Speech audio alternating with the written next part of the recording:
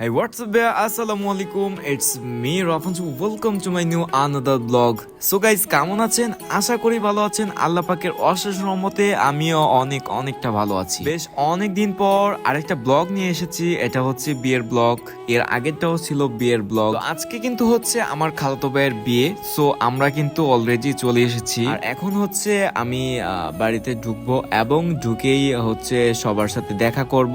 দেখা করার পর গেস্ট রুমের মধ্যে আমি বসার কিছুক্ষণ বাদেই দেখলাম যে মামারা চলে আসছে, মামাতো ভাই চলে আসছে। তো বাইরে একটু ঘুরতে বের হলাম, কারণ আজকে আমরা সকালেই চলে আসছিলাম, তাই দিন কাটতেছিল না। আর এখানে ভাইকে খাওয়াইতেছিল দই চিরা, আর আমরা কিন্তু অলরেডি গাড়িতে উঠে পড়েছি। আর এত গরম পড়েছিল ওই দিন, যা বলার মতো কোনো ভাষা ছিল না। আমরা এখন আছি 2500 পায়রা চত্বরে, সেখান থেকে ক্রস করে আমরা চলে যাব। আর আজকের ওয়েদারটা ছিল অন্যরকম, যদিও অনেক রোদ ছিল, গরমে ঘামতে শেষ। তবে গাড়ির মধ্যে যতক্ষণ ছিলাম সুস্থির বোধ করেছিলাম। অলরেডি আমরা চলে এসেছি বিয়ে বাড়িতে। বকবক করতে করতে অনেক কিছুই বলে ফেলেছি, তবে একটা কথা বলতে ভুলে গিয়েছিলাম, আপনারা কিন্তু পেজটি ফলো করবেন এবং লাইক কমেন্ট শেয়ার করতে কিন্তু ভুলবেন না। তো আমি অলরেডি খাওয়া দাওয়া শুরু করে ফেলেছি ইতিমধ্যে। আর খেতে খেতে এতটা ক্লান্তি বোধ আমার কখনই হয় নাই, কারণ গরমের মধ্যে আবার হচ্ছে গরুর মাংসের কাচ্চি, সাথে কিন্তু অনেক কিছুই ছিল। তো অলমোস্ট সবকিছুই ভালো লেগেছে আমার কাছে। আর আজকের ওয়েদারটা কিন্তু জোস